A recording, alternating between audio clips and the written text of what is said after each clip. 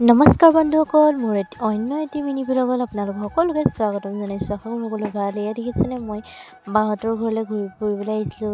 এতিয়া ঘৰলৈ যাবলৈ বুলি ওলাইছোঁ। এয়া দেখিছেনে, এতিয়া মই ওলাই মেলি গাড়ীলৈ বুলি গৈ আছোঁ। এয়া দেখিছেনে, গোটেই পথাৰত পানী, ইয়াত পানী বহুত বাঢ়িছে। এয়া বা আৰু বাইদেউ বোকাখাট টাউনত গাড়ীত উঠাবলৈ আহিছে, সেইটো কাৰণে লগতে আহিছে। এইফালে আমি টমটমত উঠি টাউনলৈ বুলি গৈ আছোঁ, বোকাখাট টাউনলৈ, যিহেতু বাই গাড়ীত উঠাবলৈ আহিছে। আৰু এইফালে এম বজাৰত সোমাম বুলি ভাবিলোঁ।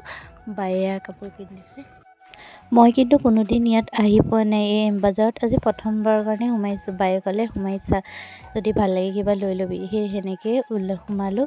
কিন্তু বহুত ধুনীয়া ধুনীয়া কালেকশ্যন আছে, ইমান দামো বেছি নহয়, ভাল ভাল। আৰু মই এনেকৈ লৈ মেলি ওলাই আহিলোঁ।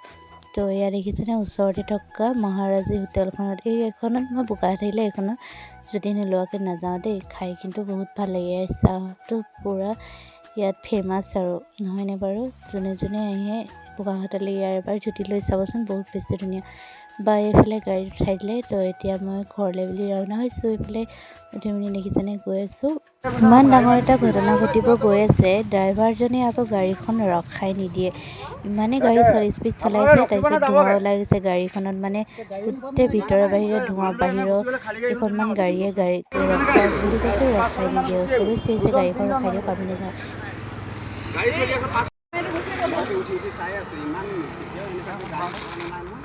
আমাক ভয় লাগে না, গাড়ীখন জ্বলি যাওঁ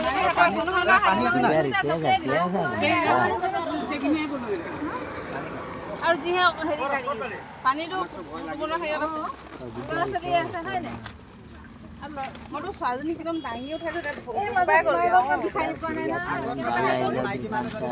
আমি যিমানেই গৈছোঁ গাড়ীখন ৰখাই দিয়ক, আমি নাযাওঁ। সিহঁতি কৈছে আপোনালোকে মৰি যোৱা নাই নহয় কিবা, গাড়ীখনটো ঠিকে আছে, চলিছেতো। প্ৰথম ৰাতিপুৱাৰ পৰা অলপ অলপ ধোঁৱা ওলাই আছে। তেওঁলোকে যদি জানিছিলেই ধোঁৱা ওলাইছে গাড়ীখন, আকৌ সেই গাড়ীখনকে কিয় আনিব লাগে বাৰু? ইমানেই বেছি ধোঁৱা ওলাইছে, কোনো মানে কি ক'ম আৰু, ভিতৰতো একদম গোটেই বগা হৈ গৈছে। মানুহজনক কৈছোঁ ৰখাই দিয়ক। সিহঁতে মই যেতিয়া বাহিৰত ওলাব বিচাৰিছোঁ, সিহঁতে আকৌ মুখে গতিয়াই দিছে, মানে সিহঁতি আহিবই নিদিয়ে। আৰু গাড়ীখন চলাইছে চালকজনে, বেলেগক ফোন কৰি সুধিবলৈ কি দৰকাৰ, গাড়ীখন ধোঁৱা ওলাইছে যাব পাৰোঁ নে নোৱাৰোঁ, সেইটো তেওঁ নিজেহে জানিব লাগে।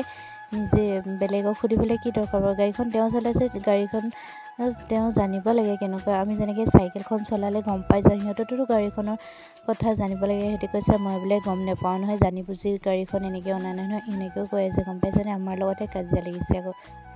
তাৰপাছতে আকৌ নামি লগালগ তেওঁলোকক পইচাহে লাগে। সিহঁতৰ মানে জীৱনটোৰ কোনো মূল্যই নাই, পইচাহে দৰকাৰ। পইচাৰ কথাহে কয়, পইচাটো দিয়ক বুলি কাজিয়াহে লাগিছে। গাড়ীখনৰ পৰা নামিছোঁ, ইমান মানুহবোৰ কঁপিছে, চবেই কঁপিছে, মানে ইমান কঁপিছে থৰথৰকৈ। সেইকেইজনে আকৌ কি কৈছে, আমাক বোলে পইচাটো দিয়ক। সিহঁতি পইচাহে মাথা মাৰিছে, মানে বেলেগ যে হৈ আছে, কিবা ঘটিব গৈ আছে, সেইটো চিন্তাই নাই তেওঁ।